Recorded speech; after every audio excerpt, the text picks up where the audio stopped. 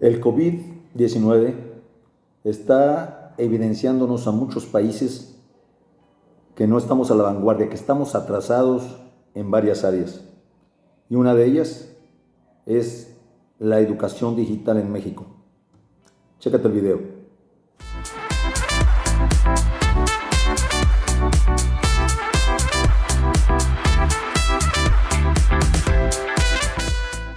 ¿Cuál fue una de las primeras medidas que se tomaron en México, como en muchos o en todos los países del mundo, para evitar que se propagara más y más el COVID-19? Definitivamente fue el suspender las clases presenciales. Lo que se hizo fue que nuestros niños, nuestros jóvenes, los resguardamos a nuestros hogares. Entonces, ¿cómo se iba a dar la educación? La educación pasó de ser presencial, directamente alumnos, maestro, a ser digital, a través de los medios digitales. En ese sentido, se evidenció, se puso de manifiesto que muchos países no estamos preparados como debimos haber estado, no porque supiéramos que pronto iba a haber una pandemia, sino porque hace muchos años sabemos que los sistemas digitales, que la comunicación digital es muy importante y que va a afectar a los nuevos trabajos, que muchos trabajos se van a perder por ser presenciales y van a pasar a ser trabajos digitales que se hacen a distancia, llámese desde tu casa o de otra parte. Es así como tratamos de proteger a nuestros hijos, a nuestros menores, y tanto de guarderías como de educación media básica como de universidades. Alrededor de 30 millones de niños y de jóvenes se resguardaron, como les digo, en nuestras casas, en nuestros hogares. Y desde ahí están llevando a cabo su educación. Aquí el tema es, ¿qué es lo que opinan muchos alumnos? ¿Qué es lo que opinan muchos padres? ¿Qué es lo que dicen los expertos? ¿Y saben qué es? Que no estábamos suficientemente preparados.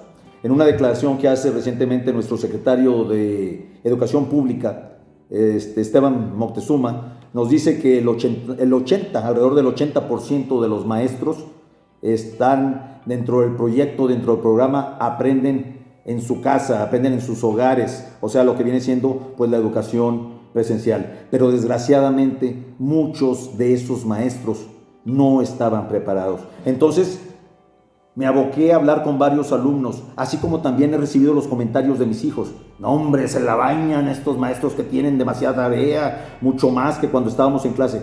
¿Por qué es mucho más? Porque no tienen procesos didácticos, no están preparados cómo deben de hacerlo. ¿Por qué muchos maestros, así como también muchos alumnos, precisamente dicen eso? Estamos trabajando de más. Estamos trabajando de más, dicen, porque precisamente no existe un sistema, un proceso. Así como también entre las mismas escuelas privadas y públicas se está demostrando que algunos estaban mucho más preparados que otros. Y bueno, ya estamos con este problema.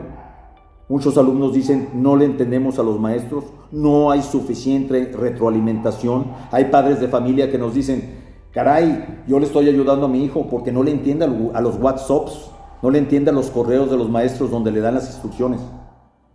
Para mí lo más difícil de tomar las clases en línea es el poder comprender bien a los maestros, ya que muchas veces no se explica bien el tema o tengo una duda y mis compañeros tienen otra y al final no nos puede resolver a todos.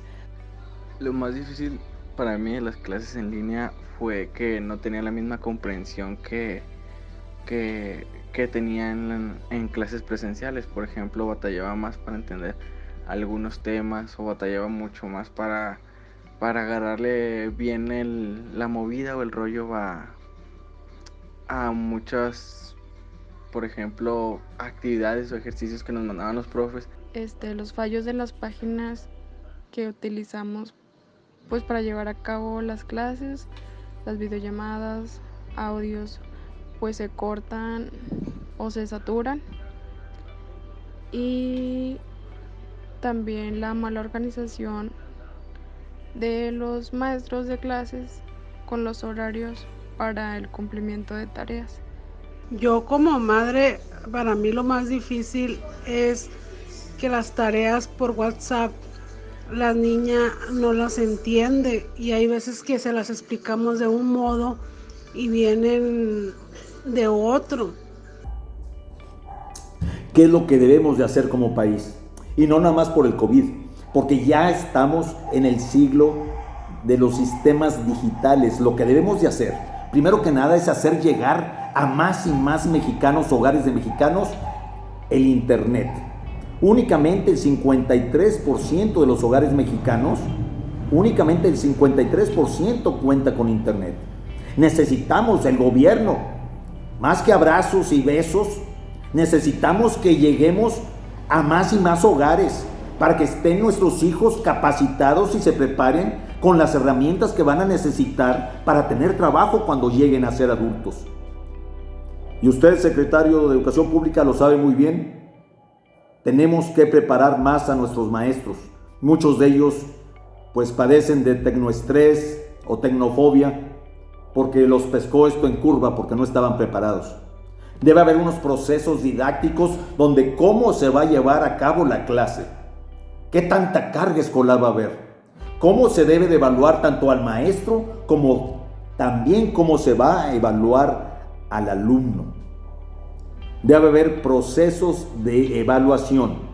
Así es que a nuestras autoridades educativas también la invitación es: hagan su chamba y prepárense para que también tengamos las bases de lo que debe de ser una verdadera educación digital. Bueno, eso es lo que opinamos. Esa es nuestra reflexión en Ecos de Experiencia. Llévatelo tu vida.